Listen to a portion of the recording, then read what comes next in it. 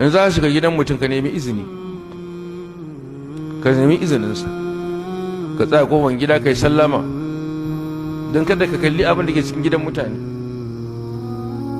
Ka wani tsare mutunci ne, mutum da matansa da yaransa mata, ko shi kansa magila yana zaune a wani yanayi ne, yana zaune a filin gidansa,